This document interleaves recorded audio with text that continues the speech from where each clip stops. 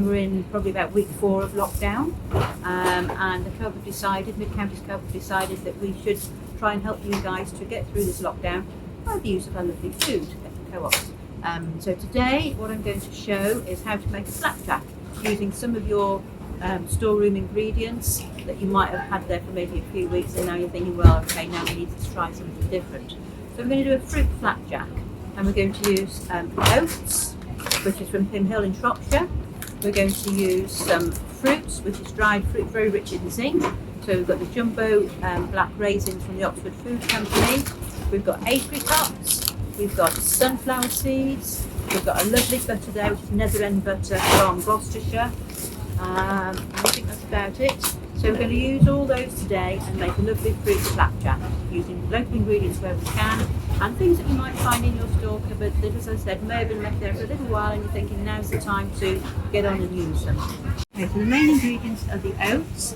We have got 560 grams of oats, and we have got 300 grams of golden syrup. We have got 100 grams of caster sugar. We have got 300 grams of margarine or butter. We've used the Nether End butter there.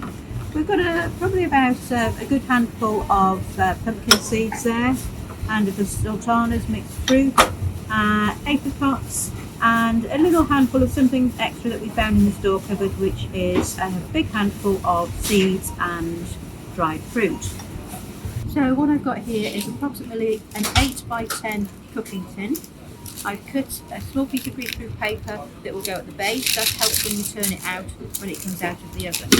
And then with just a little bit of margarine or butter, just go around the outside. This is quite important because the oat mixture will be quite sticky, and it needs that fat barrier so that when we turn it out, it's a complete turn out and it doesn't get broken underneath. So grease around the outside, greaseproof paper inside there, and that's your tin ready.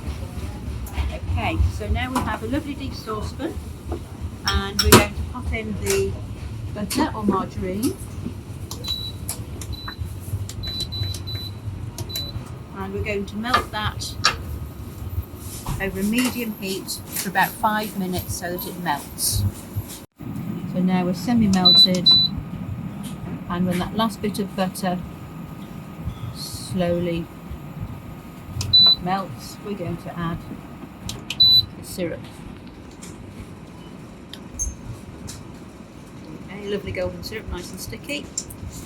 Okay, so stirring that in, and the sugar. So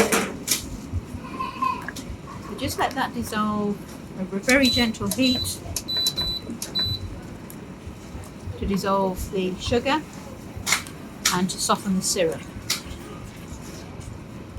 Okay, when that's all mixed in, we're going to turn up the heat and bring it to a very slight simmer. As you can see now, that's all nicely mixed. A lovely fine emulsion. Turn the temperature up until we get those little bubbles just on the surface of the syrup. Okay, so here we go. Now we're on a bit of a constant simmer there. As you can see, all those bubbles.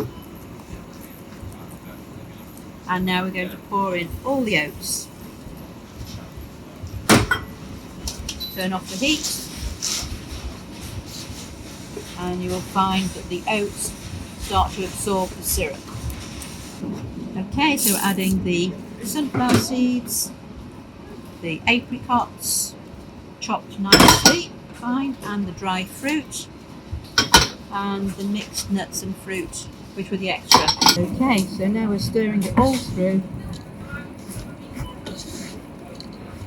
This is why we need the deep pan, because your pan is the mixing bowl.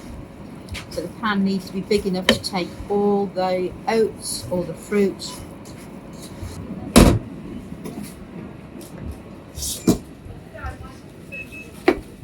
So we're going to place that into the tin.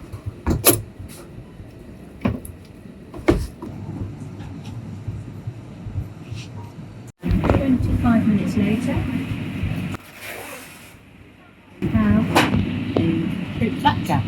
Okay, so the flapjack has cooled for about 20 minutes. Cool enough to handle. Cooling tray on top. Flip it over very carefully. A little bang like that. And as you can see, greaseproof paper stopped it sticking from the bottom.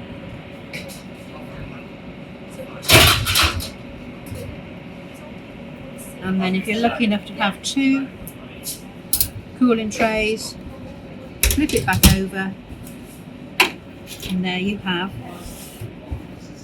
the fruit flapjack with pumpkin seeds. So that is our very simple fruit flapjack recipe, made very simply with items that you could still have in the store cupboard. The oats, any oats there, we've used Pim Hill, and the dried fruits and syrup and the lovely nether end butter there.